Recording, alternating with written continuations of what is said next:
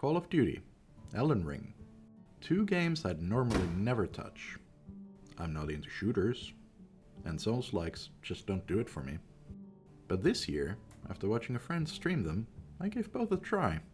And despite my usual preferences, I liked them. What pulled me?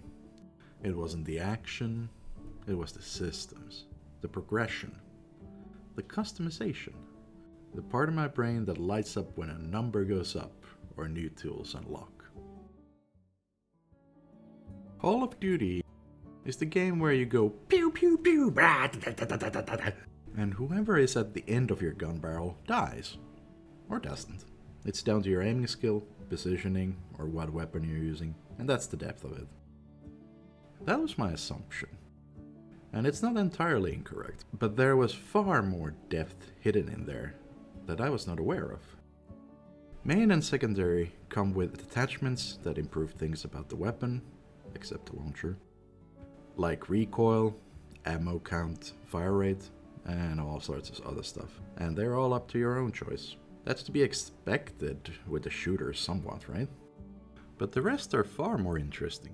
Your choice between tacticals, lethals, and field upgrades is very meaningful and has a lot of variety, plus situational usage.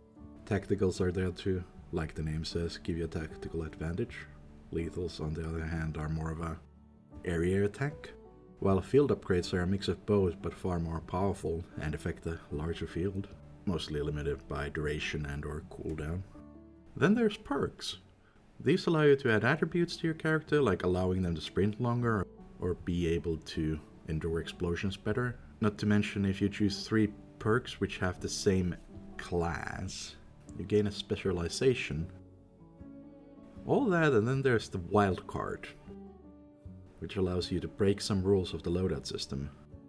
Normally you're not allowed to have more than 5 attachments on a weapon. With a wild card you can have 7. Normally you're limited to 3 perks. With a wild card you can have 4, and so on.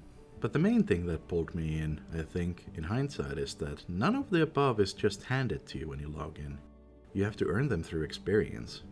Want a different weapon? Get to level 30. Want a wild card?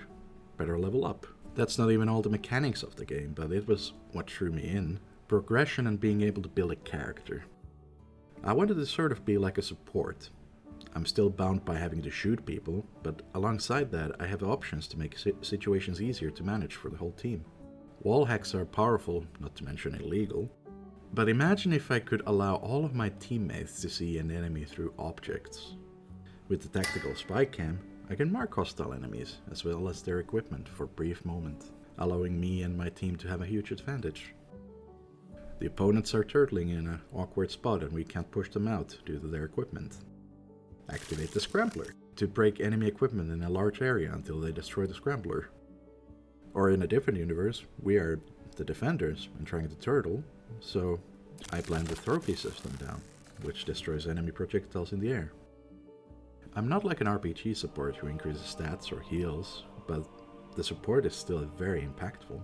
All of these things combined made Black Ops 6 very interesting, even for somebody who doesn't play the genre that much. I've not continued playing it, but it was a good time.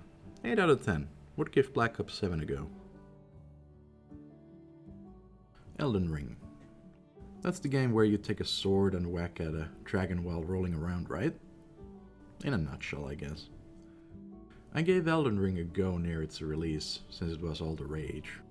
I played for an hour, died to a guy on a horse, then thought, I've yet to enjoy this game, and refunded it immediately. And that was the end of it, till Night Rain.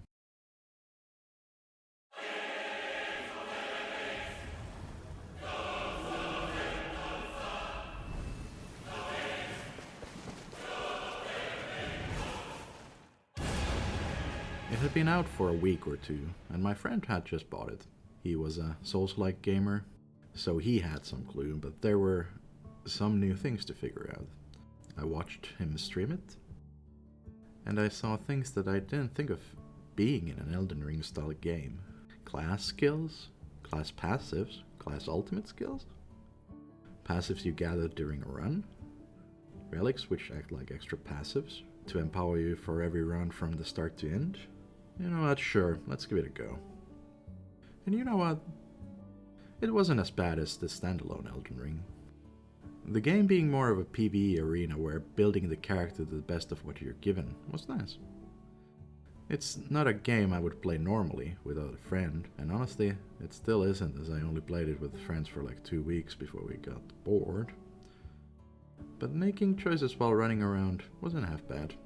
If it had been exactly like Elden Ring, which I hear doesn't have some of the mechanics that Night Rain does, I definitely wouldn't have even bothered to give it a go. All in all, I think it was a 6 out of 10 experience. I didn't hate it, but like I said, the game without the new systems and friends would have been unplayable for me, so the gameplay wasn't for me. I think what really pulls me in is the chance to shape a character, even in games I don't expect to like. But it's not just about the stats or upgrades, it's about how those systems let me express myself. I want to feel like I have a meaningful choice when I'm building something. And when a game nails that, got me, I'm hooked. Even if it's not my usual genre. Maybe I've started caring more about identity through mechanics than the genre itself. And I think I'm okay with that. I'm okay with that.